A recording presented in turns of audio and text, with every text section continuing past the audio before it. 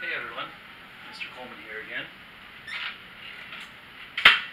After all having a lovely day, and you're all being kind to one another, taking care of what you need to take care of in the classroom, I wanted to welcome you back for episode 2 of Mr. Coleman's Community. So let's go. Alright guys, so last time we went and met with one of my friends, Officer Patterson, and his dog at the Mattoon Police Department. This time we're going to go talk to someone who also has a really cool job, is not a police officer, but actually gets to work with police officers sometimes. So let's see if you can guess who we're going to go see. I'll give you some hints. These people often wear big coats and hats and oxygen tanks for protection. Let's see, another hint is they often shoot water out of giant hoses. You know who it is yet? Your last hint, they drive around in giant red trucks. Do you have any idea what it might be? If you guessed firefighters, you are exactly correct. We're going to go meet my friend who is a firefighter. So let's go see what he has for us.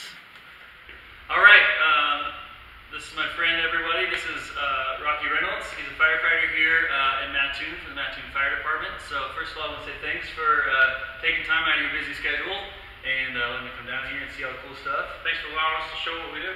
First of all, I want to say or ask basically how did you get to where you are today? So as a kid, my dad was always a fireman. He was a volunteer, then he did some part-time work, and then he became a full-time fireman, which he still is today. So as a little kid, I was around this, and I just kind of fell in love with it. And I also knew to get to a full-time firefighter job, a lot of these places require to be a paramedic. So from the time I was little, I knew I had a plan. I became a volunteer when I turned 18. I did some part-time work, in which I still do as well. And then I became full-time. While I was a volunteer, I went to school for EMT, and then I continued on and got my paramedic license, which made me eligible to be a fireman, which got me here today. So a paramedic or EMT, that's like who rides in an ambulance? That's correct. If you're sick or ill, the people that show up to help you, they're going to be an EMT or a paramedic. When you decided, you got your paramedic, you went through all the paramedic stuff, and then you wanted to go into being a firefighter. What more, is there more school for firefighting, or like, is there a training institute, or how does that work? So again, there is a college course. You can get a degree in fire service. I did some college, but we have an academy. But currently, for Mattoon, our recommendations or our requirement is an EMT license, and then we will send you to I believe it's 8 weeks now, an academy, fire academy. It's in Champaign, so it's relatively close. What does a normal day, and I know it could be like a normal day because it's probably not really sure what you're going to get sometimes, so what does that look like for you when you come to work? Yeah, so and actually, I'm sorry to interrupt. Can you explain a little bit about like your work schedule maybe? Sure. So we work 24 hours on and 48 hours off. So one day, 7:30 a.m., 7:30 a.m., and then we're off for 2 days, typically. And normal day for us, we do kind of have a routine that we go through in between calls. So when we come in, we start our day at 7:30. We relieve the crew coming off. First thing we do is we check our equipment. Me as the paramedic on this engine, first thing I do is get my air pack ready to go to make sure that's appropriate and ready for a fire. And then I immediately check my EMS equipment. From there we have a shift meeting, and then we have our house duties. So we live here. This is our firehouse. This is where we live. We have to clean it ourselves. And just like we clean our own house at home, this is our house. So we have to clean the kitchen. My job is to clean the toilets. Every day I got to come in and clean the toilets, make sure the bathroom's all clean and ready to go. And then from there we just go on whatever's on the schedule that day, taking in calls as they come. So am I thinking right that you could be in the middle of the night sleeping, and a call could come in and you got to be ready to go and get moving? That's correct. I believe it's 90 seconds. I think we have 90 seconds by the time we get dispatched to be getting out the door. And when you're in the dead sleep, it takes a little bit to get used to having to wake up, know what's going on, get dressed, and out the door. So that was probably a lot of practice of going through that routine real quick to get all your stuff on and get out the door? Yes, we had to practice. The academy does it over and over and over again. For a prime example, any way we can cut down time, our boots are inside of our pants already. So when we take our firefighting pants up, when we pull them down, our boots stick out of them. So we just put our feet in, pull our pants up, suspenders, pants are on. So I feel like maybe you're telling me I should start putting my shoes inside my pants and then I can sleep in a little later. You could sleep in a few seconds later, I agree, yes. Awesome. So what would you say is the best part of being a firefighter? We come here to do a job, and that's to serve the public, whatever that might be.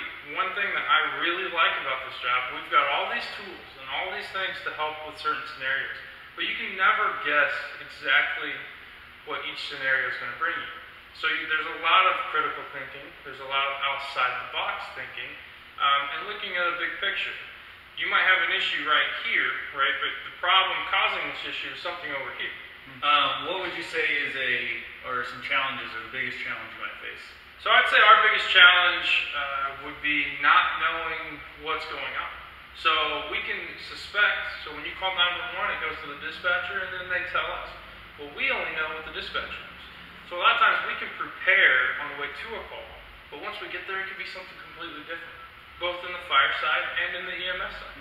Rocky, you mentioned to me there was, where you talked about all the tools and things you have here. Yes. So, do you think you could take us on a little tour of your rig here? Absolutely. All right, let's do it. Okay, so this is our engine. This is engine 21. This is a fire engine rescue truck kind of in two. It holds rescue equipment and firefighting equipment. So here's where the driver sits.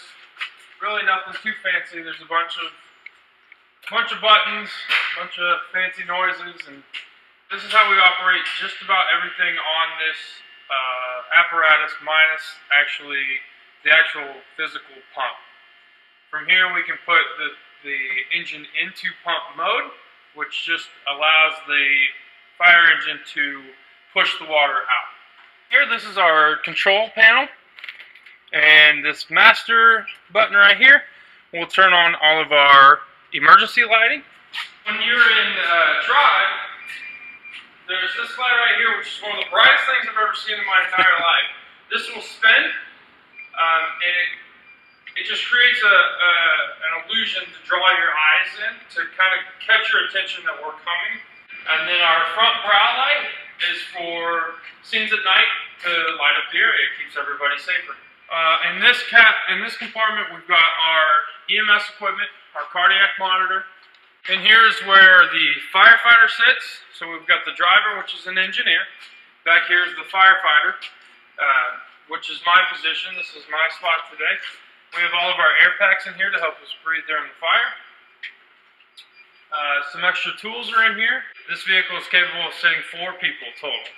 Typically we have 3 people on it. So this is a vehicle, so just like any vehicle, we do have to wear our seatbelts. So this is a little challenging. We put our air packs on in the vehicle. Imagine with a coat and our bunker pants on, it gets a little tight. They sit in the holder, but we still have to put our seatbelt on over all of this. So you've got a lot going on. You have your coat on, you'll have your bunker pants on, your harness is on, your air pack, and then your seatbelt's got to go over all of this. And then when we get to the fire, we simply pull out, and it comes out of the holder, and we'll exit the vehicle. And here's our fire hose. We've got 2 different sizes here. We've got what we call an 1 3/4 and then a 2 1/2. Just the diameter of the hose is the difference. Here, these are pre-connected. We call them a pre-connect. When you pull all of this hose off, it is already connected to the piping inside here, so you don't have to unhook it and hook it up to here. If we need to flow additional lines, we can hook them up onto these ports. They're just additional dischargers. So this is our master intake. This will hook up to a hose hooked up to the fire hydrant. So it's important not to block in hydrants, because this is what we're going to try to use to hook up to it. So we'll hook onto the hydrant, and then we'll take our big yellow hose. It's 5 inches in diameter. It's a big hose. So we'll hook it up to here, the water will come in, and it's going to spin that water really fast, and it's going to shoot it out into one of these, hooked to our fire hose, put in the fire. So this is what we call the pump panel. It looks busy. There's a lot to it. There's a lot of lights. But basically, one of these, you pull one of these. This is how you get the water out of the end of the hose. You pull one of these, and water goes from the pump, and inside of here, you'll open up a valve, and that brings water out of here. This is our engineer's compartment. This is everything the engineer needs to make our operation run smoothly. There's different fittings. This is the wrench to go to the fire hydrant. This will open up our fire hydrant here. This is the fun drawer. We've got what we call a K12. This will cut metal and concrete. And then our chainsaw for wood. This is more equipment. We've got drinking water. We've got our fans to blow smoke out of the building. We've got what we call a high-rise pack. That's for tall buildings. If our hose won't reach it, we take those and we'll hook it up to a pre-piped pipe in a building, and we can fight fire that way. So you said that bottom one's to blow smoke. Yes. I've always found you to be very good at blowing smoke. Yes. Here's a ladder. This will just take you to the top. We're not going to take you up there today because there's some ceiling fans and it's not always safe up there. So back here, this is kind of a neat figure. There's 780 gallons of water on this. The ladders actually go in through the water tank, so we're able to hold more ladders than if they were on the outside. So the tank is inside what we're looking at right now? Yes. So okay. The tank probably goes somewhere from about here to here, and it sits inside of everything we've seen so far. So basically the tank wraps around where the ladders are sliding into, is that what you're saying? Yes. Okay. Down here, a lot of people have heard what we call the jaws of life, or the spreaders and cutters is what we typically call them here in the fire service. Our spreaders here and our cutters here. So those are like if you need to cut someone out of a vehicle, yes. probably? Or machinery, okay. Stuff like that. If you're in a crash, your door's stuck, we use this to get the door open. Up here is the 5-inch hose that I was talking about earlier. It's set up off the back so we can drive to the hydrant or from the hydrant to the fire, and it will just fall off the back of the engine and lay on the ground. This is more of our rescue side. A lot of that was firefighting, so this side is more of our rescue. This is kind of neat. This is an actual cutting torch we need for whatever. If there's a collapsed building and there's some metal we can't cut through with our saws, we've got a cutting torch. This is very important, yet looks very boring. This is what we call cribbing. Cribbing is to support an unstable scenario. You got a car on its side, car on its hood. We just use basically building blocks. We build up cribbing to help support that so it doesn't shift while we're working with it. These are just simple, it's just a simple toolbox with different tools that we might need throughout our day, throughout different calls. Really nothing fancy. In here we have tarps. We like to try to do as little damage as possible. So if your house catches on fire, sometimes not your whole house is on fire. Maybe an upstairs room was on fire. We were able to get there and put it out. Well, we use water, so sometimes water will run down, and we can use these tarps, but we could take your TVs and all your valuables, we could put them all in a pile, and we could throw a tarp over it to help protect some of that property. So our main goal is to do no harm. And here's just a really, really big nozzle. It will hook to one of those 2.5, this size hose here. It will hook to the end of this. This is capable of flowing, I believe, up to 500 gallons of water a minute. So, that's a lot. That's a lot. If you do your math, you've got roughly 1 minute and 45 seconds worth of water on here out of this nozzle, and you're out. Okay, so that's why that engineer getting that hydrant, he's going to be moving quick because you don't have long. So, for some perspective, how many gallons are like in a toilet? Do you know? Toilet probably has 1 gallon, 1.5 gallons maybe. So that's like 500 toilet flushes a minute. Correct. For the bottom one there. Correct. Okay. Over here we've got more medical equipment for anybody that might be sick or injured. And then here is where the boss sits.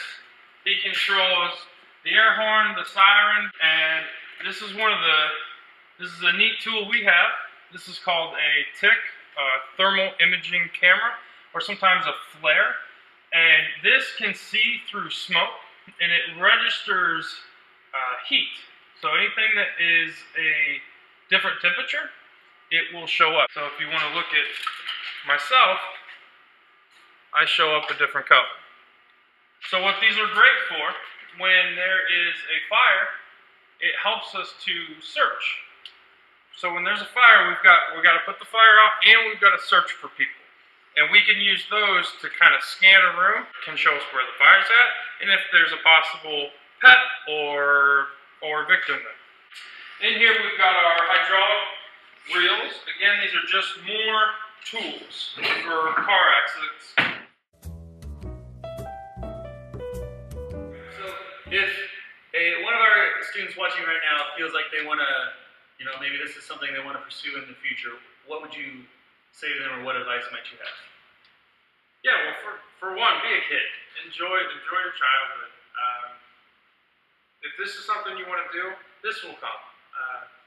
Once you start getting about the high school age, around that 18, you can be eligible to become a volunteer fireman, which is huge. 70% of the firefighters in America are all volunteer. So I volunteer as well outside of here. So that is a great place to start.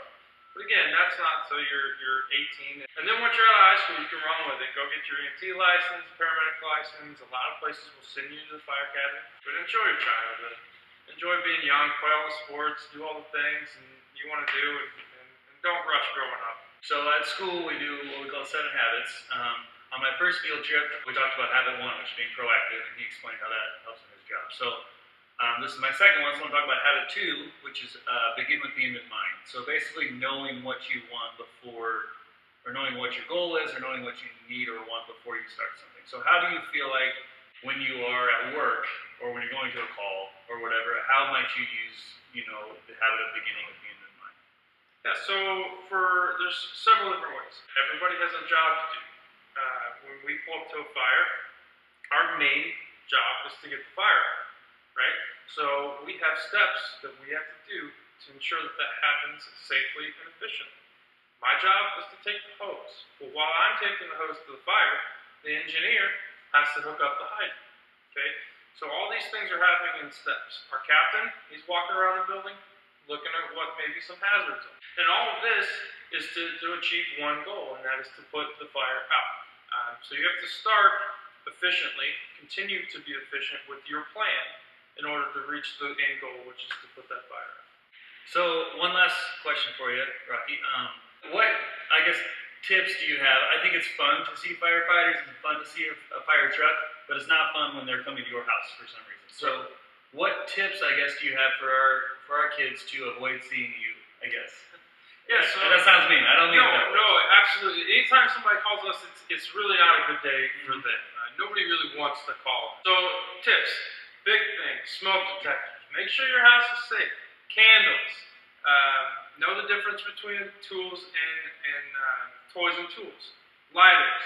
Lighters are a tool. We don't play with a lighter. Know where a safe place to have candles. Have a plan. If your house catches on fire, where are you going?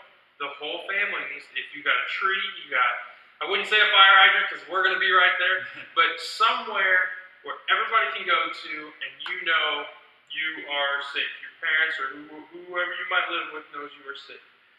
Big thing. Pets, we all love our pets.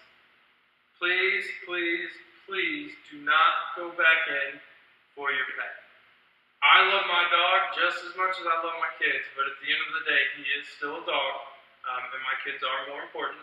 I'm going to leave it to the firemen. We will do our very, very best to go in and try to find that dog, but do not go back in after that dog. Again, if we have to see you, it's probably not a good day, but we're going to try to make it the best and smooth as possible for everybody involved. The only time I want to see you is in parades. That's right. Only candy, right? Wave real big at us to get more candy that way. That's right. All right. Well, thank you. This was really great. I appreciate you giving all the info to our kids and letting me visit you. I get to learn a lot too, so it's amazing. Yeah, I appreciate it, and we'll see you around. There you go. Okay, so Rocky, you said I could drive this out of here and back to work, right? If you can figure out how to turn it on, buddy, you can drive it anywhere you want.